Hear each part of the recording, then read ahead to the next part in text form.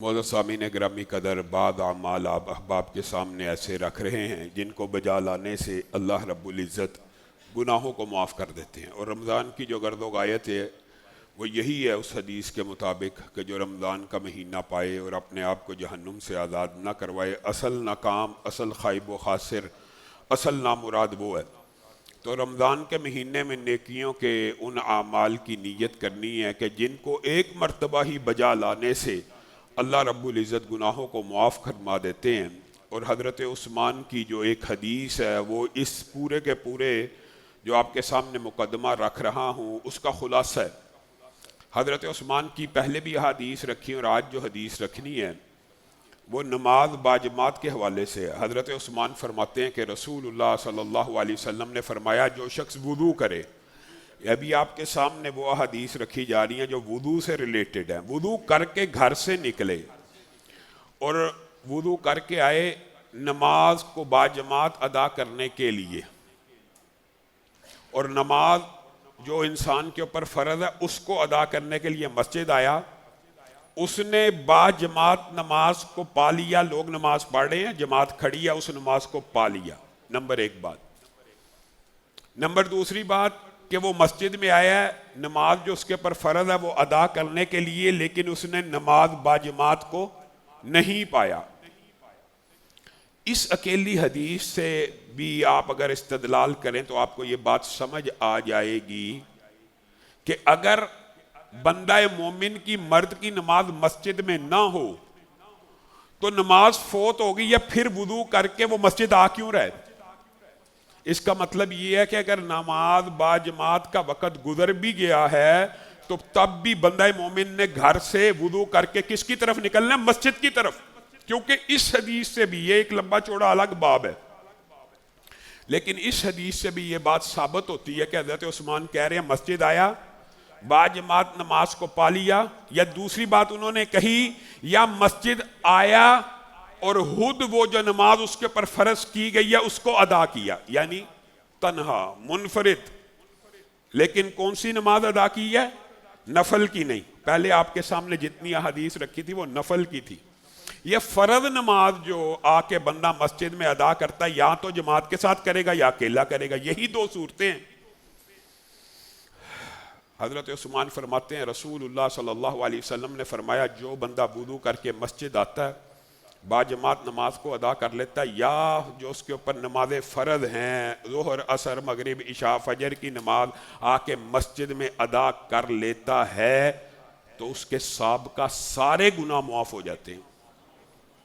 ایک فرض نماز اگر بندہ مسجد میں آ کے ادا کرے وضو، لیکن ان تمام حدیث میں اکثر کے ساتھ وضو گھر کے ساتھ منسلک ہے، اس کی جو وجہ ہے وہ بھی دیگر حدیث اس کو بیان کرتی ہیں، جیسے رسول اللہ صلی اللہ علیہ وسلم کی ایک اور حدیث اس بات کی طرف اشارہ کرتی ہے جو بندہ وضو کر کے گھر سے نکلے نماز کو ادا کرنے کے لیے فلا یشبکن یدیہ، انگلیوں میں جس کو تشبیک کہتے ہیں ایسے کرنا، عرب میں یہ ایک لغو حرکت سمجھی جاتی تھی۔ اس طرح کی لغو حرکت جو آج کل آپ، مثال تو نہیں ہے، اصل میں تو وہی بات ہے جو رسول اللہ کی زبان سے نکلا وہی دین ہے، لیکن سمجھانے کے لیے کہہ رہا ہوں۔ آج کل آپ کو چلتے پھرتے کوئی لغو ترین حرکت لوگوں کی جو نظر آتی ہے بعین اسی طرح یہ لغو حرکت وہ تھی، تو رسول اللہ صلی اللہ علیہ وسلم نے کہا جو ہی بندہ گھر سے نکلے تو وہ تشبیک نہ کرے، انگلیوں میں انگلیاں نہ ڈالے۔ اس حدیث کا مطلب یہ ہے کہ انسان وضو کر کے جب گھر سے نکلے تو باوقار حالت میں نکلے، کہ وہ اللہ رب العزت کے دربار میں ایک نہایت عظیم ہستی کے دربار میں پیش ہونے والا ہے۔ تو اس کا مطلب کیا ہے؟ اس کا مطلب یہ اس کے انداز میں خود بہر وقار پیدا ہونا چاہیے، لغو حرکات سے اجتناب گھر سے نکلتے وقت ہی شروع ہو جانا چاہیے کہ میں کتنی عظیم عبادت اور کتنی عظیم شخصیت کی دعوت کے اوپر مسجد میں جا رہا ہوں۔ تو وہ یہ بھی نہ کرے، تشبیک بھی نہ کرے، وجہ اور حدیث اگر پوری کریں گے تو آپ حیران رہ جائیں گے۔ اور رسول اللہ صلی اللہ علیہ وسلم نے فرمایا جب نماز پڑھ لے اس کے بعد چاہے مسجد میں بیٹھا رہے، اس کے بعد جب گھر پہنچ جائے تو گھر پہنچنے تک بھی تشبیک نہیں کرنی۔ آگے جو علت بیان کی ہے وہ بڑی عظیم ہے. ہم نماز پڑھنے کے لیے آتے ہیں 8 منٹ میں 10 منٹ میں ظہر عصر کی نماز ہو جاتی ہے, فجر کی نماز عام دنوں میں 15 منٹ میں ہو جاتی ہے, عشاء کی نماز 12 منٹ میں.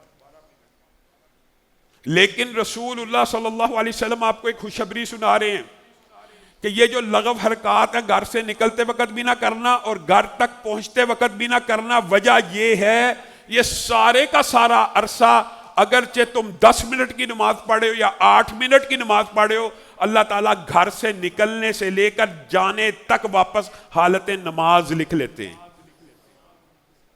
بندے نے 8-10 منٹ نماز پڑھی لیکن اس کی نماز کا دورانیہ جو رجسٹروں پہ اللہ کے ہاں لکھا جاتا ہے وہ اس وقت سے شروع ہو جاتا ہے جس وقت سے وہ گھر سے نکلتا ہے. نماز میں حالت نماز میں اس لیے لغو حرکات نہ کرے اور واپس لوٹتے تک لغو حرکات نہ کرے. لیکن مسجد آنے تک آج کل کے دور میں اگر میں ریلیٹ کرتا ہوں تو میرے ذہن میں یہ حال آتا ہے یہ جو بچے نوجوان کہنے والے سب سننے والے مسجد آ رہے ہیں, عام مسجد دے رہے ہیں فرض نماز کو ادا کرنے کے لیے, لیکن رستے میں ٹک ٹاک آن ہے. ٹک ٹاک جس اسلام میں تشبیق منع کہ آپ اتنی بڑی ہستی کے سامنے جا رہے ہیں تو کچھ کیفیت بھی تو طاری کیجئے, کچھ ادب احترام, کوئی اپنے ذہن کے اوپر عبادت کا. مسلمانوں کی جو اسلام کی بنیادیں ہیں ان میں سے ایک رکن ہے نماز, اس کی ادائیگی کے لیے آپ مسجد میں جا رہے ہیں تو کچھ اپنے اوپر کیفیت بھی طاری کرنی ہے کہ نہیں, تو وہ وقار کی ہے. تو ہم تو سلام پھیرتے بھی ٹک ٹاک فیس بک یوٹیوب شروع ہو جاتے ہیں اور گھر سے نکلتے وقت بھی. تو یہ آپ نے اجتناب کرنا ہے. آج کے بعد ارادہ کیجئے جس وقت اللہ رب العزت کی بارگاہ میں پیش ہونے کا وقت آ گیا تو مخلوق سے رابطہ منقطع بھی ہو جائے, کوئی ایمرجنسی کال کے لیے موبائل جیب میں ہونا کوئی اچنبے کی بات نہیں ہے. لیکن یہ یا اللہ کے لیے رہے ہیں مسجد میں اور رستے میں ٹک ٹاک دیکھ رہے ہیں اور ناچ گانا بچے دیکھ رہے ہیں, یہ کیسی اللہ کے سامنے پیشی ہے کہ اللہ کے سامنے پیش بھی ہو رہے ہیں اور زندگی میں کوئی تغیر اور تبدل بھی نہیں آ رہا. اور ابو امامہ نے یہ کہا تھا کہ مسجد کی طرف پہلے پہر اور شام کے پہر یا پچھلے پہر جانا ایسے ہے جیسے جہاد فی سبیل اللہ کرنا. تو ابو امامہ کی جو یہ قول ہوتا ہے نا, صحابی یاد رکھیں, جب بھی صحابی کسی عمل کا ثواب یا عقاب بتائیں تو یہ اگرچہ قول صحابی ہوتا ہے لیکن یہ قول صحابی حکماً مرفوع ہوتا ہے. اس کا کیا مطلب ہے؟ اس کا مطلب یہ ہوتا ہے کہ صحابی کبھی بھی اپنی طرف سے کسی عمل کا ثواب اور عقاب نہیں بیان کرتا. اس نے جب بیان کیا اس نے لا محالہ کس سے سنا تھا؟ رسول اللہ صلی اللہ علیہ وسلم. لیکن وہ بیان کر رہا تھا لوگوں کو, تو اس کو یہ بات وہ نہ کہہ سکا کہ میں نے یہ بات رسول اللہ سے سنی. لیکن وہ سیدھا جب کسی عمل کا ثواب بیان کریں تو یہ روایات حکماً مرفوع ہوتی ہے. اور دیگر رسول اللہ کی اپنی حدیث جو کل آپ کے سامنے رکھی, فذالکم الرباط, کہ یہ جہاد فی سبیل اللہ ہے. بنو سلمہ نے ایک مرتبہ مسجد النبوی کے قریب منتقل ہونے کا فیصلہ کیا اور ارادہ کیا. تو رسول اللہ صلی اللہ علیہ وسلم نے کہا یا بنی سلمہ دیارکم تکتب آثارکم, اے بنو سلمہ مسجد النبوی کے قریب شفٹ نہ ہو جانا. دیارکم, اپنے گھروں کو وہیں رہنے دو. تکتب آثارکم, تمہارے یہ جو قدم دور سے آتے ہیں نا, تمہیں کیا پتا اللہ ان سے کتنا خوش ہوتا ہے اور ان کو لکھتا ہے. اور ابی ابن کعب نے ایک انصاری صحابی سے بھی اسی مفہوم کی ایک بات کو نقل کیا کہ وہ انصاری صحابی رسول اللہ کے پاس آئے اور آ کے کہنے لگے, اے اللہ کے رسول, لوگ تو اب مسجد النبوی بن گئی ہے, اس کی اہمیت فضیلت کی وجہ سے مفہوم یہ ہے کہ مسجد کے قریب شفٹ ہو رہے ہیں. میرا دل یہ کرتا ہے میرا گھر دور ہو, میرا گھر مسجد النبوی سے دور ہو. اور یہ چنبے کی بات ہے بظاہر. لوگ مسجدوں کے قریب جو نیک دیندار متقی جن کو اراکین اسلام کی اہمیت افادیت کا علم ہے وہ مسجدوں کے قریب گھر بناتے ہیں. یہ صحابی رسول انصاری کہہ رہے ہیں میرا دل کرتا ہے مسجد سے گھر دور ہو. رسول اللہ صلی اللہ علیہ وسلم نے ان سے وجہ پوچھی تو انہوں نے کہا اس لیے کہ میں چاہتا ہوں میں آؤں تو بھی اللہ تعالیٰ نیکیاں لکھے، میں جاؤں تو بھی اللہ تعالیٰ نیکیاں لکھے۔ تو رسول اللہ نے وہی والی زبان سے کہا جو تو چاہتا ہے، جو تو چاہتا تھا، اللہ تعالیٰ نے ویسا ہی تیرے لیے جمع کر دیا۔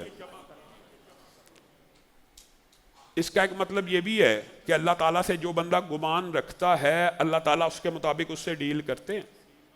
اور خود رسول اللہ صلی اللہ علیہ وسلم نے بھی بیان کر دیا کہ ایک قدم جو مسجد کی طرف اٹھتا ہے، ایک قدم جو مسجد کی طرف اٹھتا ہے، ایک گناہ معاف ہو جاتا ہے، اور ایک قدم جو مسجد کی طرف اٹھتا ہے ایک نیکی بڑھ جاتی ہے۔ بنیادی طور پہ انسان جب بھی آگے قدم رکھتا ہے تو اس نے دونوں پاؤں کو حرکت دینی ہوتی ہے، تو اس سے مراد ایک قدم سے مراد دونوں پاؤں کی ایک حرکت کا نام نہیں ہے، بلکہ ایک پاؤں کا ایک قدم اور دوسرا پاؤں جو اس کے برابر پہنچتا ہے دوسرا قدم۔ اور یہ جو گناہ ہے مسجد کی طرف آنے وقت، بیٹا یہ چائے اندر نہ لاؤ گر جائے گی، باہر بیٹھ کے پیے، جو بندہ ایک قدم اٹھاتا ہے یہ جو گناہ معاف ہو رہا ہوتا ہے، یہ کوئی معمولی نوعیت کا گناہ معاف نہیں ہوتا، یہ گناہ بھی بڑے بڑے گناہوں کو معاف کرنے والے ہیں۔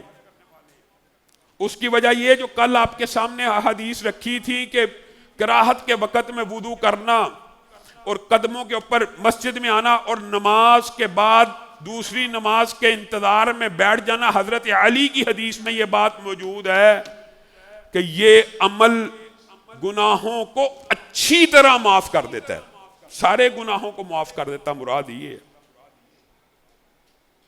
بتائیے یہ تو ویسے آپ غور کریں کہ اللہ تعالیٰ کی کتنی رحمت ہے، یہ تو نمازیں تو ہمارے پاس فرض ہیں، ہم تو نماز کو ادا کرتے ہیں فرض سمجھ کے، لیکن ہمیں یہ اندازہ نہیں ہے کہ اس فرض کو ادا کرنے کا بھی ثواب کتنا ہے۔ اگر صرف تھوڑا سا ٹریننگ کے ساتھ، تھوڑے سے طریقے کے ساتھ وضو گھر سے کر کے بندہ نکل آئے تو کتنے زیادہ اجر و ثواب کو پہنچ جاتا ہے۔ اور صحابہ یہ بیان کیا کرتے تھے، اور صحابہ کے بیان سے پہلے میں رسول اللہ صلی اللہ علیہ وسلم کی وہ حدیث آپ کے سامنے رکھنا چاہتا ہوں کہ جب بھی بندہ مسجد میں آتا ہے نماز کو ادا کرنے کے لیے تو اللہ رب العزت اس کے لیے آنے وقت کے لیے اور جانے کے لیے، ایک وقت انسان آ رہا ہے اور ایک جا رہا ہے، اس کے آنے کے لیے اور اس کے جانے کے لیے، چونکہ یہ سفر دو ہیں تو ان سفروں سے مماثلت کو اختیار کرتے ہوئے اللہ تعالی ہر دفعہ ایک نماز کو جو باجماعت ادا کرنے کے لیے آتا ہے اس کے لیے دو میزبانیاں تیار کرتے ہیں۔ دو میزبانیوں سے کیا مراد ہے کہ اللہ تعالیٰ ایک باجماعت نماز ادا کرنے کے بدلے میں کل جنت میں اس کو 2 وقت کا کھانا کھلائیں گے، اور اس کھانے کے حوالے سے جو تفصیل ہے وہ جنت کے ابواب میں اگر آپ سن لیں آپ حیران رہ جائیں گے کہ صرف ڈرائنگ روم زمرد کا، اس کے اندر 70 کمرے یاقوت کے، ہر کمرے کے اوپر ایک ٹیبل دسترخوان لگا ہوا، اور ہر دسترخوان کے اوپر 70 کھانے پڑے ہوئے، اور ہر کھانے کے 70 ذائقے ہوں گے۔ یہ ایک وقت کی میزبانی ہے رب کی جنت میں ایک جنتی کے لیے، اور ایک نماز کے بدلے میں کتنی میزبانیاں ملنی ہیں؟ 2۔ اور بعض محدثین نے اس لفظ کو منزل کے ساتھ بھی تعبیر کیا ہے، بعض نے من النزلی اور بعض نے منزل۔ کیا مطلب؟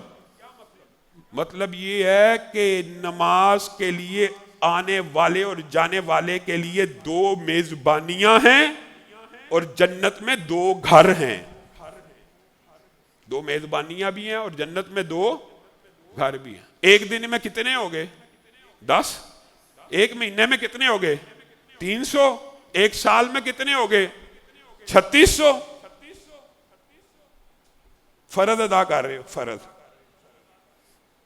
نوافل کے پیچھے بھی بھاگنا چاہیے، اور نفلی عبادات کے اندر بھی لا حول ولا قوت الا باللہ، جنت کے دروازے ہیں، کھجور کے تسبیحات تحلیلات سے لگتے ہیں، لیکن فرض باجماعت ادا ایک سال بندہ کرتا ہے۔ 3600 گھر، 3600 میزبانیاں بندے کے نامہ اعمال میں لکھ دی جاتی ہیں۔ جس بندے کے اتنے گھر ہوں اور اتنی میزبانیاں لکھی ہوں تو کیا اللہ تعالیٰ پہلے اسے جہنم میں ڈالے گا؟ یہ بڑی عام فہم بات ہے کہ جس بندے کا ایک درخت بھی جنت میں لگا ہو، ایک میزبانی بھی جس نے تیار کر دیا، اب احادیث کو اگر غور سے کریں تو حقیقت یہی ہے، ایمان اللہ تعالیٰ چاہتا ہے بندے میرے جنت میں چلے جائیں، اور ایمان اسی چیز کا نام ہے اگر بندے نے دل سے اقرار کرتے ہوئے ایک نماز بھی اللہ رب العزت کے سامنے رب کو رب مانتے ہوئے، تو اللہ تعالیٰ اس نماز کو ضائع کرنے والا نہیں ہے، اس نماز کے بدلے میں ساری خطاؤں کو معاف کر دینے والا رب ہے، لیکن اس عمل کو چھوڑنا نہیں ہے۔ اصل بات یہ ہے اگر انسان ان اعمال کے ساتھ اراکین اسلام کے ساتھ چمٹا رہے، وہ صحابی نے آ کے رسول اللہ کو کہا تھا نا، اللہ کی قسم میں اس سے ایک عمل بھی زیادہ نہیں کروں گا اور اس سے ایک عمل بھی کم نہیں کروں گا۔ رسول اللہ نے صحابہ کو کہا تھا جس نے جنتی زمین کی پشت کے اوپر دیکھنا دیکھ لے اس بندے کو، فرائض سے بھی انسان جنت میں چلا جاتا ہے، لیکن اس کے اوپر استقامت ہونی چاہیے۔ یہ نہیں کہ آج پڑھی ہے تو پھر 2 دن نہیں پڑھی، ساری عمر بھی بندہ، یہ کچھ باتیں لوگوں کو بڑی تلخ لگتی ہیں لیکن ہم مجبور ہیں، ہم ناقل ہیں، ہماری ذمہ داری صرف نقل کرنا ہے۔ اس بات کے اوپر امت کا اجماع ہے، محدثین کا، بڑے آج کل کے اسکالرز آف ڈالرز کی بات نہیں کر رہا، ساری عمر بھی بندہ نماز پڑھتا رہے پھر ایک دن چھوڑ دے کہ نماز نہ پڑھنے سے کچھ نہیں ہوتا، اسلام باقی رہے گا، وہ بندہ اسلام سے خارج ہو جاتا ہے، ساری عمر بھی نماز پڑھتا ہو۔ اگر ایک مرتبہ اللہ کے خوف سے، اللہ کے سامنے اللہ کے اوپر یقین کرتے ہوئے نماز پڑھی ہے، اس کا اگر اتنا اجر و ثواب ہے تو وہی رب ہے کہ اس کو نہ مانتے ہوئے، اس کی احکامات کو نہ سمجھتے ہوئے ایک بھی چھوڑ دی۔ بتائیے آپ خود ہی عدل کا پیمانہ قائم کر لیجیے۔ لوگ کہتے ہیں یار کچھ بھی نہیں ہوتا، مولوی ڈراندے رہندے نے، اتنا کوئی نہیں، اللہ تعالیٰ سخت۔ آپ ایمان کی، اگر رب تعالیٰ نے آپ کو اتنی بڑی آسانی دی ہے کہ ایک نماز رب کو رب مانتے ہوئے وضو کر کے مسجد میں آ کے اسی لیے پڑھے ہو نا، رب کو رب مانتے ہو تو سارے گناہ معاف کر دے گا رب، تو یہ وہی رب ہے۔ اگر رب کو رب نہ مانتے ہوئے نماز ہی چھوڑ دی ہے کہ نماز کی اہمیت ہی نہیں ہے، رب نے حکم دیا ہے کہ نماز پڑھو، بندہ کہ نہیں کوئی بات نہیں، نہ بھی پڑھوں گا تو چل جائے گا، تو یہی وہ رب ہے۔ اگر اجر و ثواب اتنا زیادہ ہے تو عقاب اور گرفت بھی اتنی زیادہ ہے ان اعمال کے اوپر۔ رسول اللہ صلی اللہ علیہ وسلم نے مساجد کے ساتھ چمٹنے کا جو حکم دیا ہے اور مساجد کے ساتھ بندہ مومن کا جو تعلق قائم رکھنے کا حکم دیا ہے، اس کی بڑی اہمیت ہے اور اس کی بڑی گرد و غایت ہے، کیونکہ یہ اسلام کے ایک بنیادی رکن کا سوال ہے، جس کا ایک رکن چھوٹ گیا باقی رکن بجا لانے سے بھی اسلام مکمل نہیں ہوتا۔ حضرت ابوبکر نے اسی لیے کہا تھا جو بندہ زکوٰۃ کو نماز سے الگ حکم سمجھتا، زکوٰۃ بھی رکن ہے، یہ روزہ بھی حکم ہے، اور کم از کم ان 3 کے اوپر استقامت پکڑو۔ اللہ کو مانتے ہو، کلمہ توحید تو پڑھ لیا اور رسول اللہ کو نبی مان لیا، پھر ان تینوں سے مفر نہیں ہے، پھر ان سے نجات نہیں ہے، پھر ان سے چھٹکارا نہیں ہے، پھر یہ لائبلٹی ہے۔ لیکن لائبلٹی کا مطلب یہ نہیں ہے کہ ان میں اجر و ثواب نہیں ہے، یہ اجر و ثواب رسول اللہ نے اسی لیے آپ کے سامنے رکھے تاکہ آپ کے دل کو تسلی بھی ہو، آپ کے دل کو اطمینان بھی ہو کہ رب نے اگر ہمارے اوپر سردی گرمی میں 5 وقت کی حاضری فرض کی ہے تو ہمارے رب نے اس کے بدلے میں ہمارے لیے بہت بڑے انعامات بھی تیار کیے۔ بعض لوگ یہ کہتے ہیں جی اللہ کی عبادت کرنی چاہیے اللہ کی محبت میں، جنت کے حصول کے لیے جو جنت کی لالچ ہے یہ ایک سیکنڈری چیز ہے۔ بھائی اس جنت کی لالچ بھی اللہ ہی نے دی ہے، رسول اللہ نے ہی بیان کی ہے۔ اس جنت کی رغبت میں بھی عبادت ہو سکتی ہے، اس جہنم سے بچنے کے لیے بھی عبادت ہو سکتی ہے، اور اللہ سے محبت کا اظہار کرنے کے لیے بھی ہو سکتی ہے۔ رسول اللہ صلی اللہ علیہ وسلم نے اسی لیے ارشاد فرمایا، او میرے بندو، یہ رسول اللہ صلی اللہ علیہ وسلم اللہ اپنے بندوں کو میرے بندوں کہہ کے مخاطب کر رہا ہے، اور رسول اللہ صلی اللہ علیہ وسلم میرے صحابہ، میرے ساتھیوں، تمہیں کیا پتا کہ آذان اور پہلی صف کیا چیز ہے تمہیں اندازہ نہیں ہے. رسول اللہ صلی اللہ علیہ وسلم فرما رہے ہیں اگر تمہیں اندازہ ہو جائے آذان میں اور صف اول میں کیا اجر و ثواب ہے تو تم ایک دوسرے کے ساتھ قرآن اندازی اور سبقت کرو ان دونوں کے اجر و ثواب کو پانے کے لیے. پہلی صف اور اذان کی اصول یہی ہے کہ بندہ مومن کو پتا ہو کہ اذان ہے, اور اذان کے لیے اس کی تشریحات مختلف ہیں کہ اذان دینے کا اجر و ثواب ہے کہ اذان کے وقت مسجد میں آنے کا, دونوں کا ثواب ہے, اذان دینے والے کا بھی اور اذان کے وقت مسجد میں پہنچنے کا. اور جو ثواب ہے پہلی صف کا, اس کے بارے میں رسول اللہ کی ایک حدیث کافی ہے. رسول اللہ صلی اللہ علیہ وسلم نے ارشاد فرمایا کہ جو نمازیوں کی پہلی صف ہے اس کی مثال فرشتوں کے صفوں جیسی ہے. کاش ہمیں یہ حدیث سمجھ آ جائے. فرشتے کہاں صف باندھتے ہیں؟ کہاں صف باندھتے ہیں؟ اللہ اکبر. فرشتے رب کے سامنے صفوں میں کھڑے ہیں, اور تمثیل نہیں ہے, یہ حقیقت ہے. حقیقت ہے. پہلی صف اس طرح کی صف ہے جس طرح کی مقرب ملائکہ کی صف عرش کے قریب ہے. اس کی وجہ کیا ہے؟ بندہ پہلی صف میں موجود ہو یا نہ ہو, آخری صف والا بھی ہو. رسول اللہ صلی اللہ علیہ وسلم نے ارشاد فرمایا جب کوئی بندہ مومن سجدہ کرتا ہے اس زمین کی پشت کے اوپر, آسمان سے کتنی دور ہے؟ کھرب لائٹ ایئرز دور ہے. جب بندہ اس زمین کی پشت کے اوپر اللہ رب العزت کو سجدہ کرتا ہے تو اللہ تعالیٰ اس سجدے کو بلند کرنا شروع کر دیتے ہیں. سجدے کو بلند کرتے کرتے یہ سجدہ اللہ کے قدموں میں چلا جاتا ہے. صحیح حدیث ہے. اس سے اب کمپیریزن کیجئے, پہلی صف کس صف کے برابر ہے؟ مقرب ملائکہ کی صفوں کے برابر ہے. انسان صف تو اس مسجد میں بنا رہا ہے لیکن کنسیڈر ہو رہی ہے کہ اللہ کے سامنے بنی ہوئی ہے, اتنی بلند ہو جاتی ہے. اسی لیے رسول اللہ صلی اللہ علیہ وسلم نے کہا ان اللہ و ملائکتہ یصلون علی الصف الاول.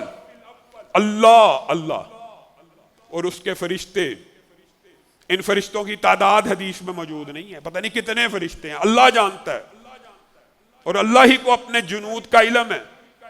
ان اللہ و ملائکتہ یصلون علی الصف الاول. جو پہلی صف ہوتی ہے مسجد کی, اللہ بھی اور فرشتے بھی اس صف کے اوپر درود بھیجتے ہیں. اللہ درود بھیجے تو اس سے مراد یہ ہوتی ہے اللہ رحمتیں عطا کرتا ہے, برکتیں عطا کرتا ہے, رزق عطا کرتا ہے. اور اس سے مراد یہ بھی ہوتی ہے کہ اللہ تعالیٰ فرشتوں میں اس کا ذکر کرتے ہیں. اور اگر فرشتے درود بھیجیں تو اس کا مطلب یہ ہوتا ہے فرشتے اللہ کے سامنے ان بندوں کے لیے مغفرت کی اور رحمت کی دعائیں کرتے ہیں. کیا یہ صرف پہلی صف والوں کے لیے؟ حدیث میں آتا ہے رسول اللہ صلی اللہ علیہ وسلم پہلی صف کے اوپر 3 مرتبہ درود بھیجا کرتے تھے اور دوسری صف کے اوپر 1 مرتبہ درود بھیجا کرتے تھے. لیکن اللہ کی رحمت ہے, جب مسجدیں اور لوگ مسجدوں میں آنا شروع ہو گئے تو رسول اللہ صلی اللہ علیہ وسلم نے بھی تخفیف کی اور اللہ نے بھی تخفیف کی اور رحمتوں کے اس چیپٹر کو وسیع کر دیا. ان اللہ و ملائکتہ یصلون علی الصفوف الاول. اللہ اور اس کے فرشتے پہلی ساری صفوں پہ درود بھیجتے ہیں. اس حدیث کا کیا مطلب ہے؟ اس حدیث کا مطلب ہے کوئی مسجد چھوٹی ہوتی ہے, اس میں ایک صف بنتی ہے, پہلی صف کے اوپر درود ہے, اور صحابہ نے جب پوچھا وَعَلَى الصَّفِّ الثَّانِي وَعَلَى الثَّانِي, دوسری کے اوپر بھی ہے تو رسول اللہ نے کہا دوسری کے اوپر بھی.